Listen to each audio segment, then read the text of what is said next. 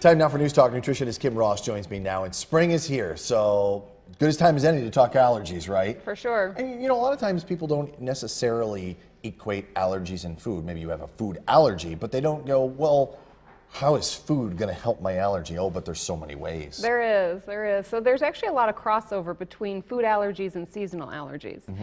So depending on maybe what you're allergic to in the seasonal world may be an indication of what the problems in foods may be. So, and the symptoms ultimately tend to be the same. So, you know, a lot of common responses from an allergy can include things like headaches. Yep, let's take a look at these right now. We'll put them on the screen Sure. as you go over them. Yeah, so things like headaches and flushing or increased body heat, dizziness, nasal congestion, of course we tend to think of especially as the spring starts to bloom. Oh, yes. But increased blood pressure and heart rate even can be a sign of a food allergy and or intolerance where a food's not responding so well for you. Sure. Things like hives and swelling as well. So all of this can happen as spring again is blooming, but this can be a food reaction as well. And the common denominator here is that this is really a histamine response that's taking place.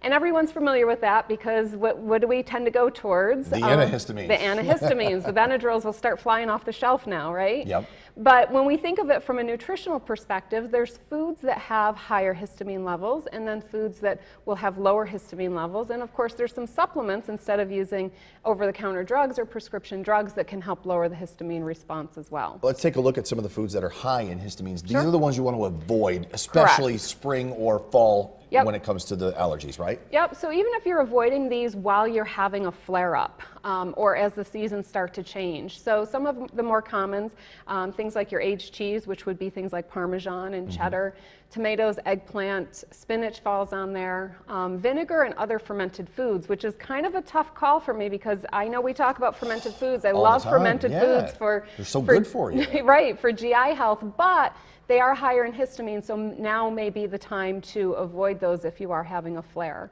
Some other ones are dried fruits, as well as any of your smoked meats or cured meats. And then alcohol is also another big one. So it may be a good time to just cut back on those while you're having the flare, avoid those, and then focus in on some of the foods that are going to be higher in nutrients that will help lower the histamine response. And let's look at those now because that's a big one, and they include a lot of omega-3s, don't they? They do. So omega-3s are a big nutrient as well as our magnesium, calcium, potassium. So these are some examples. So your omega-3s, think about all your good fatty fishes, salmon, haddock, etc.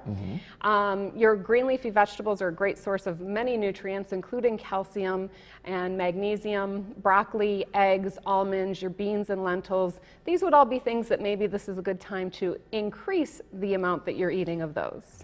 Good chunk of those are a good source of protein too. They are. And that gets you through the day for sure. Correct. Yep. All right, so I want to look at, there are other things that you can do to reduce the response of the histamines, right? There is. So, you know, in my world, of course, I'm always looking from either food and or supplements. So there's a supplement, it's a DAO is how you'll see it. And DAO essentially is our body's way of helping to break down histamine. So it's our own natural antihistamine. And that is available in supplemental form. Some other ones that most people think of with immune health is things like vitamin C. Turmeric is a great anti-inflammatory, so that will always help to lower the inflammatory response, as well as quercetin. And then one big thing is to just think about the basic physiology of the body, and our first exposure to those seasonal allergies is our nasal passage. So help to keep that clean. The basic use of a neti pot is really helpful now, as well as some essential oils that are very clearing, things like peppermint, oregano, and some others like that. Even sometimes just a saline spray. It's not toxic. It's not like you're going to get addicted to the saline spray, and that sometimes can help clear things out as well. Correct. All good stuff. I'll tell you, and I've got about 30 seconds left, bottom line is really think about what your diet is when your allergies flare up. Correct. And think about it too, the immune inflammatory response in the body is really closely connected. So when you're having an immune reaction, inflammation is present. So you want to do what you can to lower the inflammation in the body.